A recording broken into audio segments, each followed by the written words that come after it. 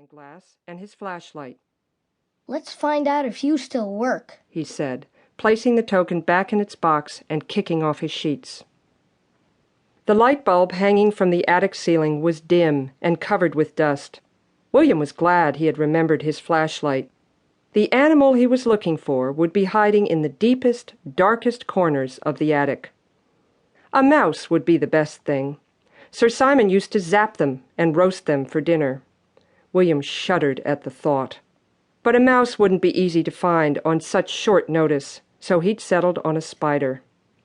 Under the slanting eaves, behind two trunks, he discovered a large, intricate web in the bottom half of one of the windows. The spider was resting, her slender legs splayed delicately across the strands of her net. William blew gently on the web to make sure she was alive.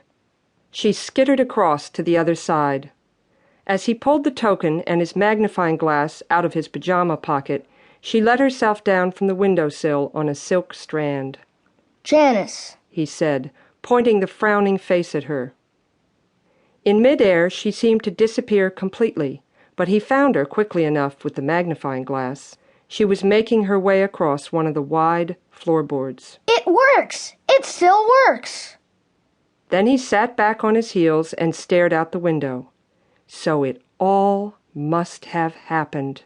Sir Simon and the castle and the road out of the attic. Where had the spider gone? He had to find her and change her back to normal size. Even a spider shouldn't be left as small as that. He ran his magnifying glass back and forth along the floorboard. At last he found her, and just before she pitched into the crack between the boards, he brought her back with a flip of the token and the magic word. He needed a safe place to put the token. Now that he knew it worked, he was scared he might lose it. It could fall out of his pocket when he was riding his bike, or his mother could throw the box away by mistake when she did one of those cleaning raids on his room. The castle. Of course.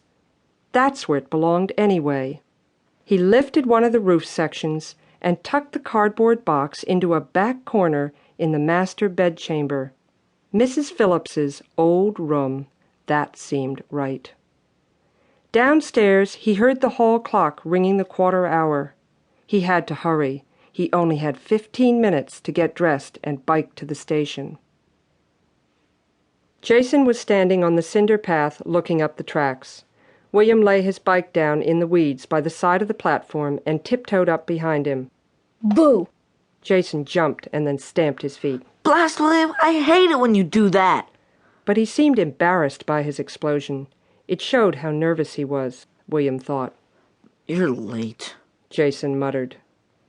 "Not by much. I was doing an experiment in the attic." But Jason wasn't listening. "Is that the whistle?" he asked, cupping his hand to his ear. "The first one is supposed to come through at about 8:20.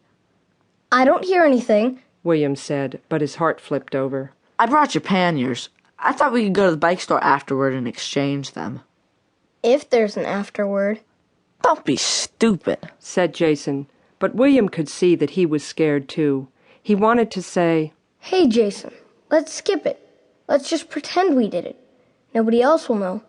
It'll be our secret."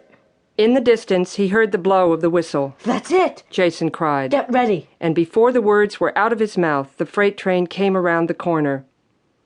The engineer blew his whistle again when he saw them. "Wave at him, as if we're just little boys excited about the train." William and Jason jumped and waved. The engineer saluted them and blew his whistle again as he put on the brakes to slow down for the station.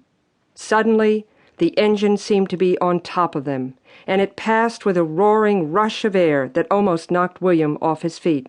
Jason looked over his shoulder as he started a long-legged lope beside the moving train. "The first boxcar has 2 ladders, one at each end. I'll take the front one." William fell into step behind Jason, trying to keep as close to his friend as possible.